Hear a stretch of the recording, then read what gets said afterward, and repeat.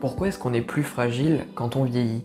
Pourquoi est-ce que notre système immunitaire diminue? Et pourquoi du coup on a plus de risques de choper des maladies?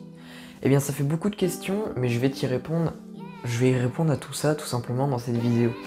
Aujourd'hui, je vais tout simplement te parler de pourquoi est-ce qu'on est plus fragile quand on vieillit, et également te donner quelques solutions pour pouvoir au minimum faire le maximum pour pouvoir contrer cet effet qui est, je te le dis directement, qui se fait dans tous les cas.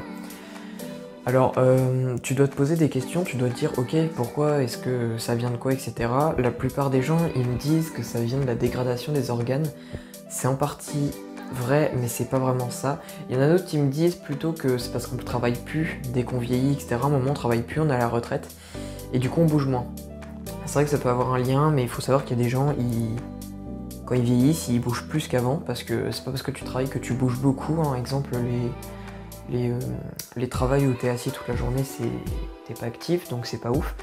Donc non, ça vient pas vraiment de ça non plus. Ça vient d'un organe justement, mais c'est pas forcément sa dégradation qui fait qui fait des mauvaises choses sur notre système immunitaire. C'est autre chose, et c'est tout simplement cet organe, c'est le thymus.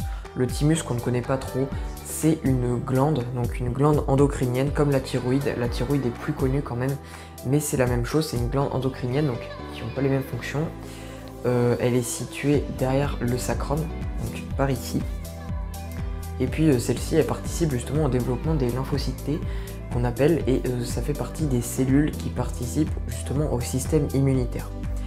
Et il faut savoir que puisqu'elle participe au développement de ces lymphocytes T dès la naissance, c'est en partie grâce à cette glande, et même pas mal grâce à cette glande, qu'on a un bon pas un bon métabolisme, mais un bon système immunitaire.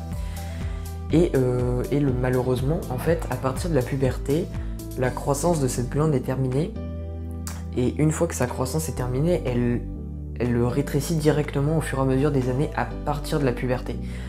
Donc, autrement dit, à partir de la puberté, très progressivement, ça se fait pas très rapidement, en quelques années, elle diminue un petit peu de taille, et elle devient moins efficace.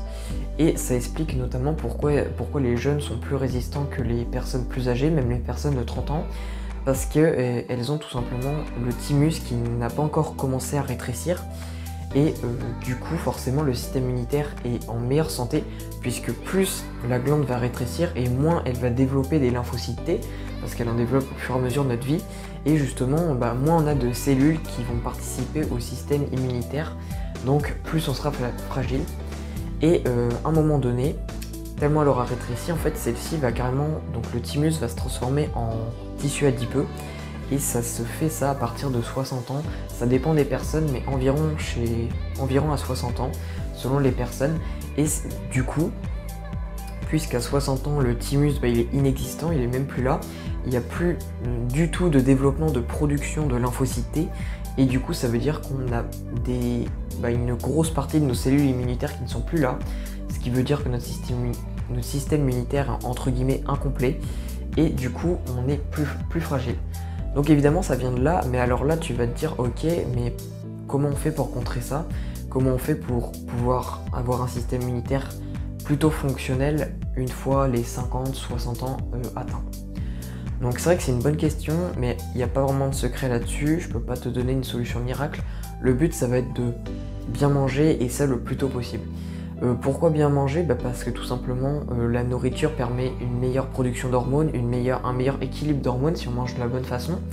Et le thymus justement fonctionne grâce à des hormones, et évidemment mieux on va manger, mieux on va produire d'une manière intelligente ces hormones, et mieux l'organe du thymus va fonctionner d'une bonne façon directement dès la naissance, et ça c'est ce qu'on veut pour pouvoir directement avoir un bon système immunitaire dès la naissance, parce que meilleur notre système immunitaire est à la naissance, et moins pire notre système immunitaire sera une fois que le thymus ne sera plus là. Donc forcément c'est ce qu'on veut dès notre première année, manger de la bonne façon. Donc c'est pour ça que c'est important de comprendre comment fonctionne la nutrition, et de pouvoir apprendre à ses enfants par exemple comment manger de la bonne façon, pour pouvoir du coup avoir un système immunitaire qui est efficace dès la naissance. Et il y a également 2 autres éléments, donc c'est les 2 autres gros piliers pour être en bonne santé, parce que oui, bonne santé, ça veut dire avoir un bon système immunitaire dans la grande majorité des cas. Et ces 2 autres piliers, donc il y a tout d'abord le sport et l'activité physique, c'est un peu lié, donc il faut bouger quotidiennement, il faut faire du sport aussi, ça c'est important, si possible faire les deux, mais au moins faire de l'activité s'il faut choisir. Et ça c'est super important, en fait sur le coup, le sport par exemple, ça diminue notre système immunitaire, parce que notre corps il est stressé, etc. Donc ses défenses diminuent. Mais au bout de quelques heures, notre corps, vu qu'il s'adapte à l'effort qu'on lui a infligé, etc. Et notre système immunitaire devient un peu plus fort. Donc c'est pour ça que c'est important d'en faire régulièrement. Pas trop non plus, parce que sinon l'effet est contradictoire, il est inverse.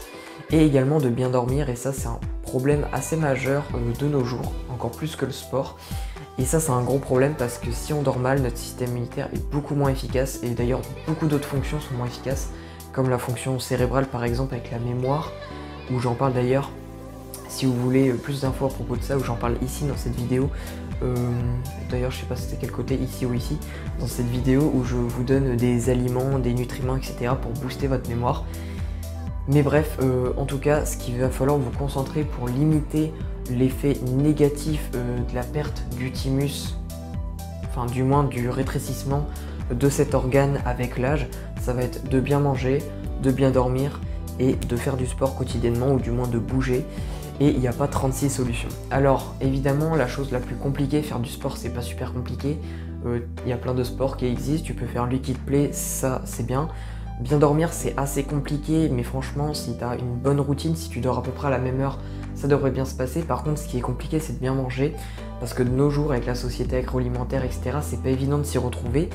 Et du coup pour pouvoir t'aider là-dessus, pour pouvoir te permettre de mieux comprendre la nutrition et donc de mieux apprendre à tes enfants peut-être directement, pour que eux aussi aient un bon système immunitaire et pas de problème plus tard, moi je t'invite et je te propose surtout une formation qui s'appelle Mieux manger pour mieux vivre, dans laquelle sous format vidéo je vais t'apprendre les bases de la nutrition et du coup comment bien te débrouiller et comment bien manger pour pouvoir avoir un bon système immunitaire. Donc le lien il est dans la description, je t'invite vraiment à y aller.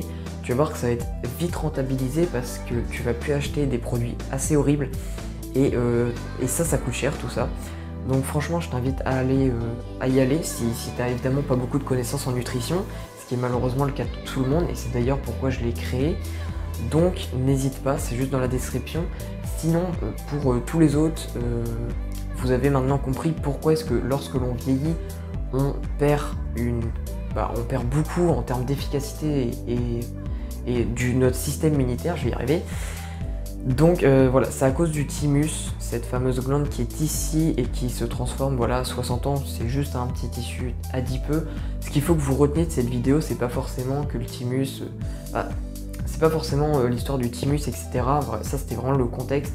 Ce qu'il faut que vous compreniez, c'est de faire les bonnes choses le plus tôt possible, et comme quoi chaque année de votre vie, chaque mois, chaque jour, etc. ça compte. Et il faut se lancer le plus tôt possible dans un mode de vie sain. Et c'est pourquoi si c'est toujours pas fait et que tu souhaites te reprendre en main, encore une fois la formation que je te propose dans la description elle est là pour ça. Donc vraiment n'hésite pas. Sinon je t'invite à partager la vidéo si ça t'a plu, à partager à tes amis qui se posent peut-être des questions, ou même à tes parents ou quoi, s'ils sont dans cette tranche d'âge et qui se posent un peu des questions et qui veulent éviter de limiter la casse tout simplement. Je t'invite également à liker si ça t'a plu et à commenter aussi si tu connaissais par exemple cet organe. Est-ce que tu connaissais le thymus? Est-ce que si tu connaissais de nom, est-ce que tu connaissais vraiment son rôle et son implication dans le système immunitaire? Je te laisse me dire tout ça en commentaire et puis on se dit à la prochaine.